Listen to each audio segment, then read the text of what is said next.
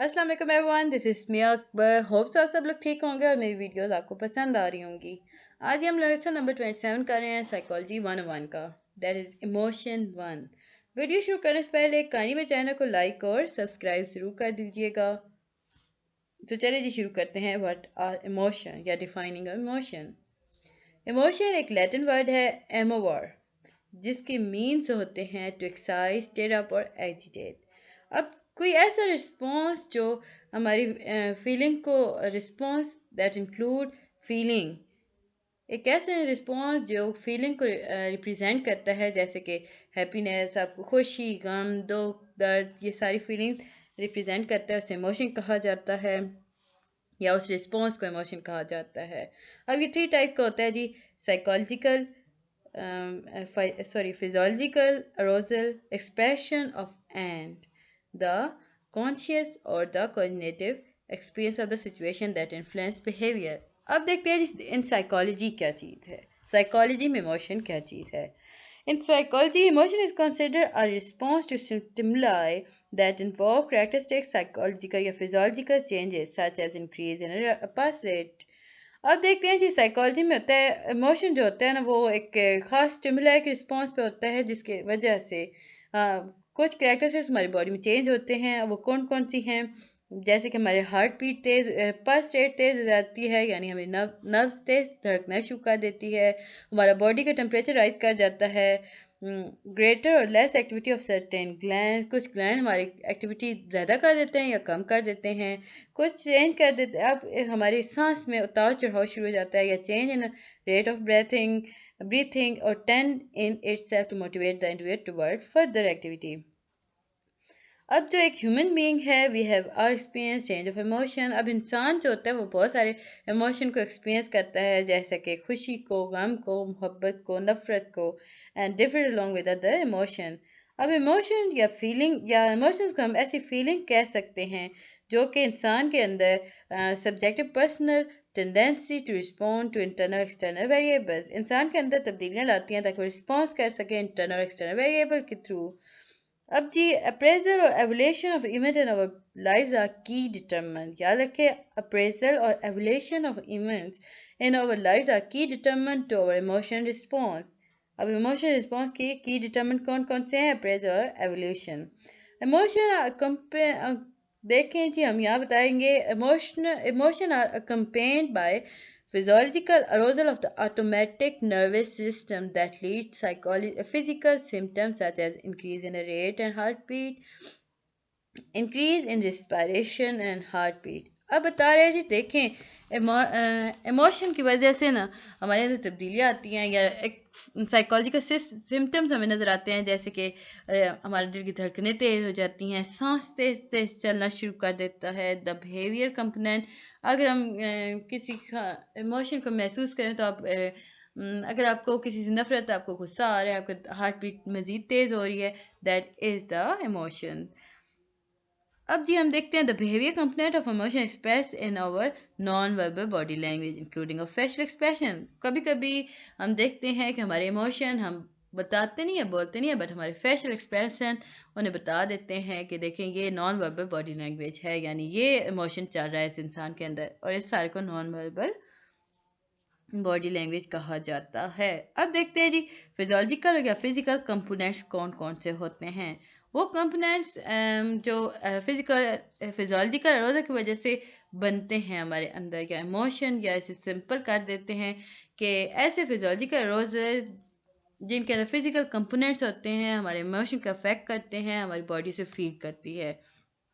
अगर हमारी बॉडी अरोज़ल को फीड ना कर सके तो वो जो इंटेंसिटी होती है ना इमोशन की, वो हमारे अंदर कम हो जाती है। कुछ बिहेवियर ऐसे होते हैं, आप सेंसरी देखते हैं, आपको कोई फीलिंग नहीं आ रही है उसके बारे में, that is come into psychological arousal, जो कि फिजिकल कंपोनेंट को मुतासिर किए बगैर गुजर गया। अब हम इसे प्रॉपर डेफिनेशन देख लेते हैं।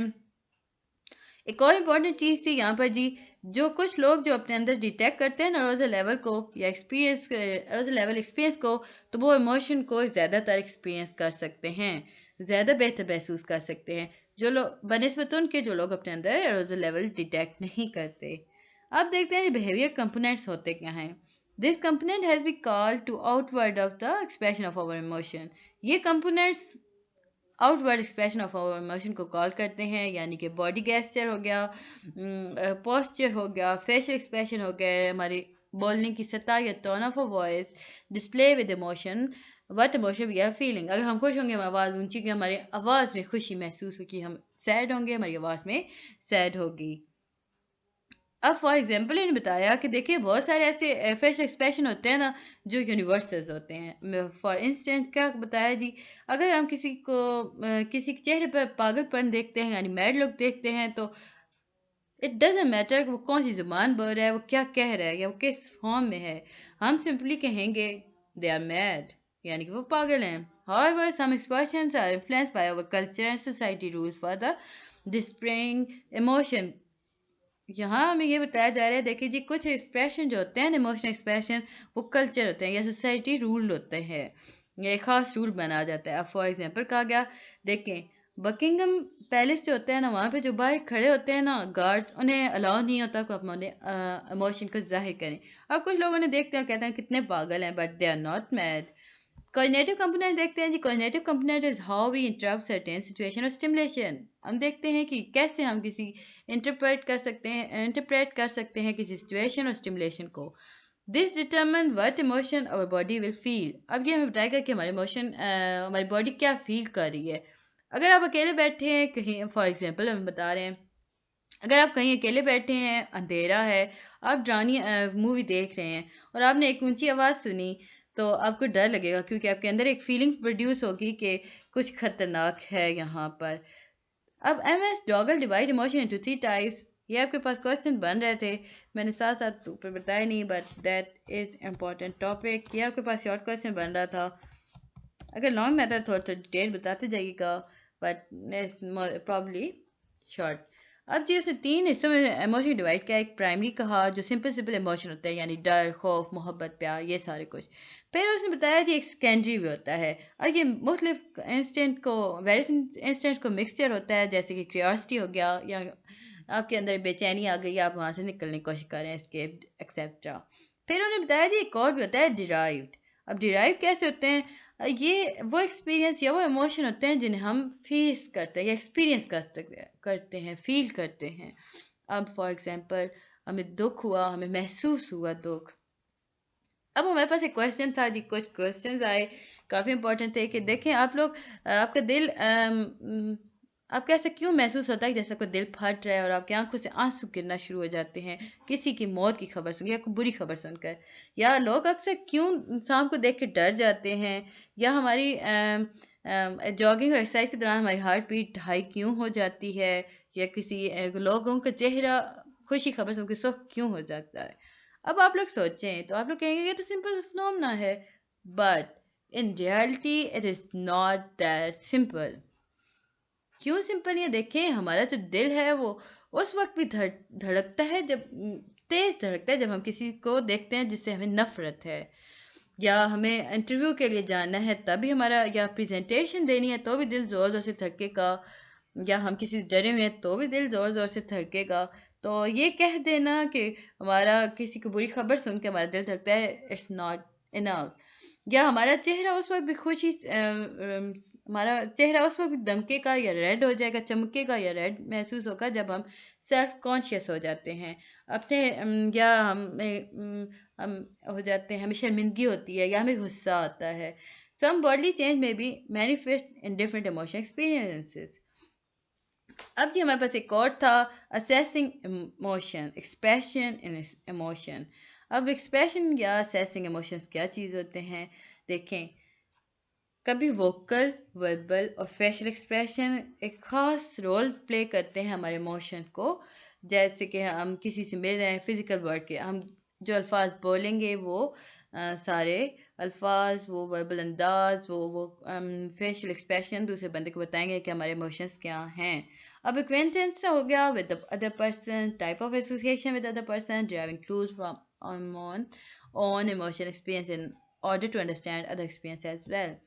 अब जी एक और इम्पॉर्टेंट चीज़ यहाँ बताई गई थी कि फेशियल जो एक्सप्रेशन होते हैं ना वो क्लियरली रिफ्लेक्ट करते हैं हमारी इंटेंसिटी ऑफ इमोशन की जो हम एक्सपीरियंस कर रहे होते हैं। यानी कि अगर हम किसी को देख के खुश हो रहे हैं, किसी को देखा आपका दिल खुश हुआ, आपके चेहरे पे मुस्कुराहट आ जाएगी। Sadness, anger, sorrow, that are the understood for emotion expression. They are vary from person to person, but they are different from person to person. अब देखते हैं जी adult voice pattern clearly reflect their emotion, variation in pitch और loudness express different type of emotion. अब गुस्से में जब adult बोलेंगे तो वो काफ़ी ऊंचा बोलेंगे, दुख में बोलेंगे तो काफ़ी आहिस्ता बोलेंगे। That is the variety of pitch की वेराइटी होती है या वेरिएशन होती है। इमोशन और कोऑर्डिनेशन, अंडरस्टैंडिंग इमोशन क्या होगा जी? Some psychologist believe that the memory and coordination are entirely separate system that function independently. अब कुछ साइकोलॉजिस्ट जो थे ना, उन्हें यकीन था कि याददाश्त यानी मेमोरी और कोऑर्डिनेशन जो होता है वो दो डिफरेंट टाइप्स हैं, दो डिफरेंट सिस्टम हैं जो काम कर रहे हैं। Some urge that we emotionally respond to the situation and then understand the कोऑर्डिनेटिविटी।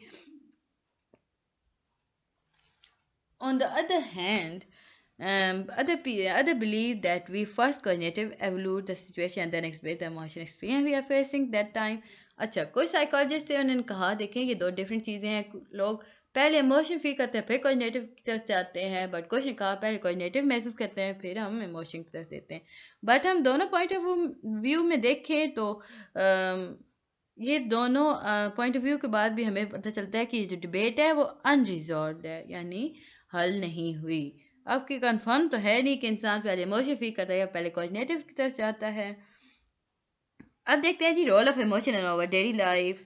Daily life में क्या रोल्स आ सकते थे? कि आपके पास लॉन्ग बन रहा था, what are the role of emotion in our daily life?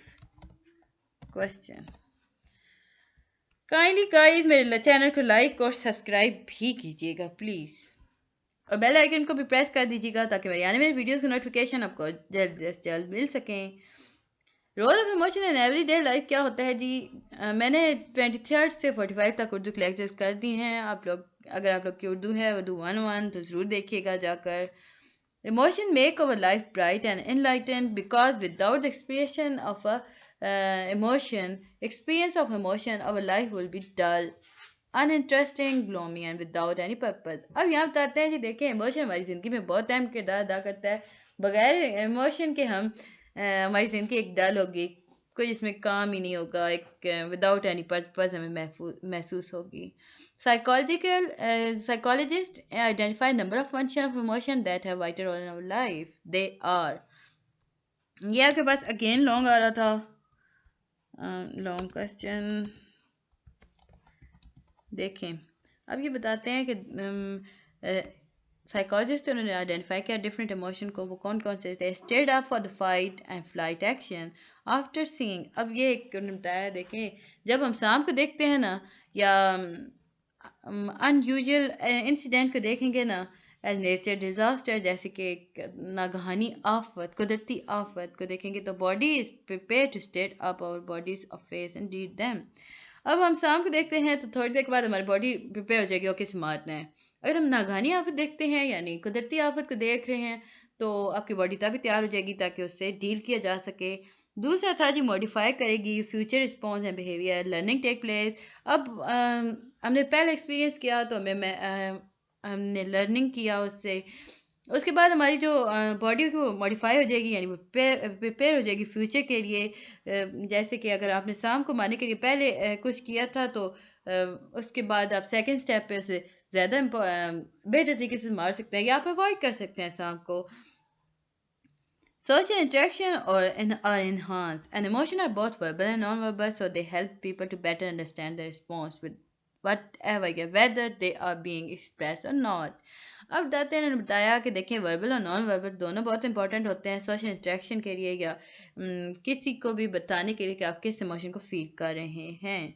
Common emotion हम देख लेते हैं जी, ये अगेन शॉर्ट और लॉन्ग दोनों बन सकता था, कोई 3 पूछे जा सकते थे आपसे। मैं यहाँ short question as well sorry again करते हैं एज वेल एज लॉन्ग। ये हमारे पास आ जाएगा जी क्वेश्चन, ये हमारे पास लॉन्ग क्वेश्चन आ गया। कौन कौन से हो सकते हैं बेसिक इमोशन? हम रेंज ऑफ इमोशन देखते हैं। Basic emotion happy, anger, fear, disgust, surprise, sadness. अब हमारे पास एक और क्वेश्चन बन रहा था जी। ये हमारे पास लॉन्ग क्वेश्चन था, काफ़ी इम्पोर्टेंट भी था। J B Watson. अब जे बी वॉटसन जो थे उन्होंने 3 इमोशन को मेन को डिस्क्राइब किया था, that is anger, love, fear. अब उन्होंने एक्सपेरिमेंट किया, उसके थ्रू उन्होंने इन प्राइमरी 3 प्राइमरी इमोशंस को डिस्क्राइब किया। अगर बस क्वेश्चन आ सकता था जी कौन से 3 प्राइमरी इमोशंस हैं, तो याद रखें what are the 3 primary emotions, what are the आप इस बताएंगे जी anger, love and fear are the 3 primary emotions। अब साइकोलॉजिस्ट ने ना और भी एक्सपेरिमेंट किए थे, एक्सप्रेशन को रिलेटेड डिफाइन किया था, that is contempt, shame and startle। अब जी रॉबर्ट प्लचिक। अब रॉबर्ट प्लचिक ने क्या किया था, अब ये वो इंसान है जिसने डिटर्मिन किया था बेसिक इमोशन को और रिलेशनशिप को उनके दरमियान अपनी स्टडी के थ्रू आइडेंटिफाई 8 फंडामेंटल इमोशन। अब इस इंसान ने ना 8 फंडामेंटल इमोशन आइडेंटिफाई किए थे। इसने रुके मैं थोड़ा सा कर देती हूँ, आइडेंटिफाई 8 इमोशन। ये इसने इस इंसान ने ना 8 इमोशन को आइडेंटिफाई किया था और उनके रिलेशन को भी, एंड देयर रिलेशन। अब वो कौन कौन से थे, एक था जॉय, दूसरा था anger, third sadness, fourth surprise, fifth fear, six acceptance, seventh disgust and anticipation. He named the Plutchik's emotion wheel. अब इसे उसने क्या कहा, उसने कहा जी ये प्लचिक इमोशन व्हील है। नहीं हुआ, इधर आ जाओ। That is the emotion near to one another are closely related, with those that are opposite to other are conceptually opposite। अब देखते हैं जी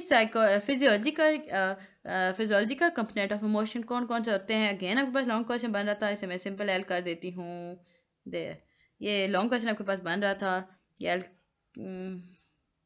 में से क्या हो गया है। एक होती है जी हार्ट रेट, फिजिकल जो होते हैं ना, साइकोलॉजिकल, ये फिजिकल है, ये फिजिकल थे। अब ये कौन कौन से हैं, हार्ट रेट हैं, ये पल्स रेट है, ये आपके पास रिस्पायरेशन भी आ सकती है, ब्लड प्रेशर भी आ सकता है, एक्सेट्रा एक्सेट्रा। बस इतनी काफ़ी होते हैं आपको।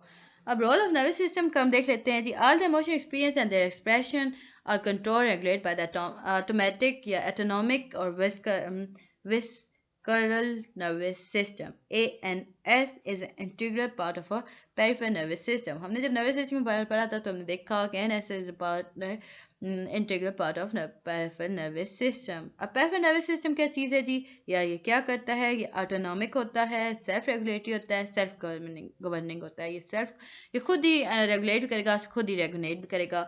अब इसमें क्या क्या 2 पार्ट होते हैं जी, सिंपैथेटिक होता है यानी नर्वस सिस्टम अरोजिंग करता है, और एक पैरासिम्पैथेटिक होता है, नर्वस सिस्टम कामिंग करेगा। जो सिंपैथेटिक होगा वो बहारेगा, गुस्सा दिलाएगा, और पैरासिम्पैथेटिक जो होगा वो पुरसकून करेगा। अब हम देखते हैं जी ऑटोनॉमिक नर्वस सिस्टम यानी एएनएस क्या चीज़ है। ये सेल्फ गवर्निंग और self regulating mechanism, it is also a self governing and self regulating mechanism.